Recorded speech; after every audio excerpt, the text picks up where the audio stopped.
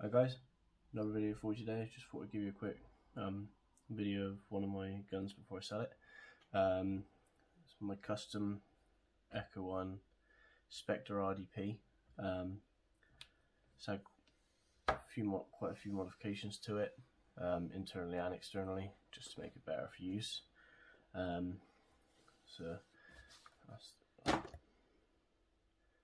So when you get the gun from stock, it doesn't have the stock on it, doesn't have the top rail, doesn't have a longer extended barrel, doesn't have a thread on the end to put suppressors,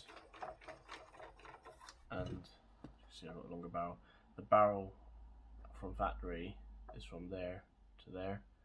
Probably one of the shortest barrels I've seen in an airsoft gun, and it was very slow in terms of performance. So what I've done to mine, I'll work from the back to front. So I modified the back plate to accept normal M4 buffer tubes, so you can put a range of M4 stocks on, just to give you a bit more stability. Just a little cutaway on the stock. I just thought it fitted better with the look of the gun. Just back up top, I added a 20mm rail. Obviously, speak to yourself to add extra rail space on the top to put a sight.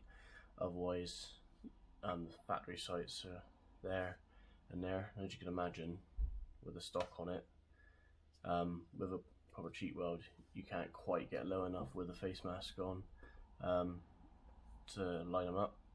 So the rail just made sense. At the front, what I did, I took an old G&G M4 outer barrel. I cut it down to length so it goes from there, and so I kept the end bit with the thread on the end. I removed the old blanking cap, drilled it out, and basically mounted the outer barrel through there, replacing the old one. That allowed me to have the option to have the thread on the front and then put a suppressor. This is just a bored out tracer unit I had. Tracer broke, but other than that, it just looked for looks. So that's externals. That's the externals of the gun. Inside, as I mentioned, the gun is really sluggish and underwhelming from factory. So version 3 type gearbox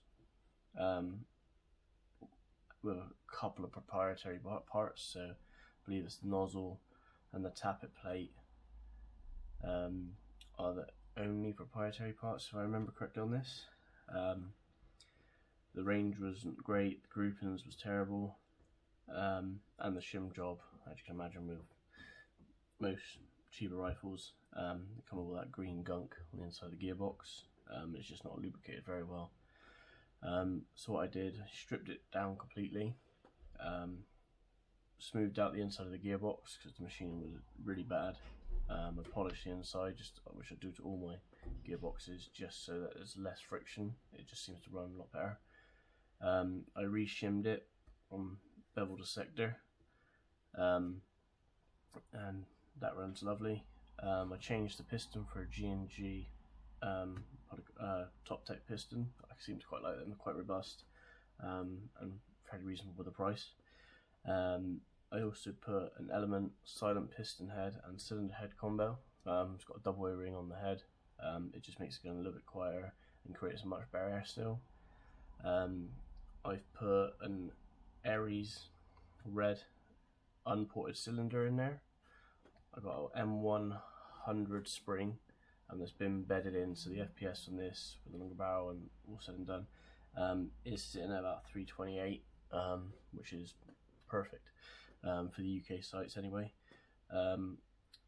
I put, I think it's a JG Blue motor in here, just for a nice bit of snappy trigger response, which I'll show you shortly.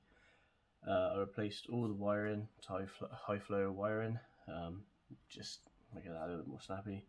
Then I also added style gate nano MOSFET, so I can run lipos without the risking of burning out the trigger contacts. It is probably one of the smaller ones that I do like to use, so if you ever put them into a rifle or a gun, you've got very limited space. Those do the job really well, and they're relatively cheap at about 18 quid. As for like the hop up, you can't quite see it very well in there, but I modified a G&G combat machine hop up unit. I know it's not the best, I could have gone metal, but I didn't have one to hand at the time. I modified that to fit. It didn't really take much, to be fair. Don't know if you can see in there, but the inlet where the BBs go in, on the M4 it's flat. On this, where the mag kind of goes in on an angle, the bottom is cut, so just had to cut off on an angle to match what the original hop up was like, and it fits straight in. I've put a G&G green hot rubber custom nub with an S-hop, and this thing is perfect. I don't have a video of it firing out from factory, but you can find videos on YouTube anywhere really, showing you what they are out of the box, and everyone will say the same thing. That's your safety, just ease like that. Control on this side for the fire selector is a fake. This side is your semi and your full auto, and the safety on this one's fake, so it's reversed. You've got a swing plate at the back, but you can take it out and put it onto the other side, just so you can. It's not by means the fastest gun, as opposed to like DSGs and such, but it's a cheap little SMG,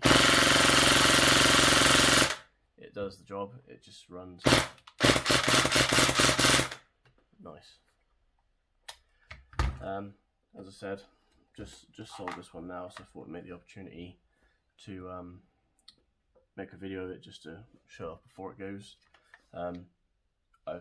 The RDP in itself is a very rare gun, means that not many people buy them because of the bad performance out of the box. I've never seen one being used at a site, or even anyone else at one in person, let alone in the configuration that I've done. When I turn up to sites with it, it does turn heads. Everyone always asks what it is and asks to have a go on it, and for such a small gun, well, for such a short barrel, because it's still only that, it's still in realms of like most M4s out on the market now, in my opinion. I've never had a problem hitting anyone with it. I think that's everything with this one. No, I think that's it. If anyone's got any questions or wants to know how want to go into any more detail of the stock or anything like that, or internals, ping me a comment, like, subscribe, however you want to do it. I aim to get back to everyone as quick as I can. Thank you.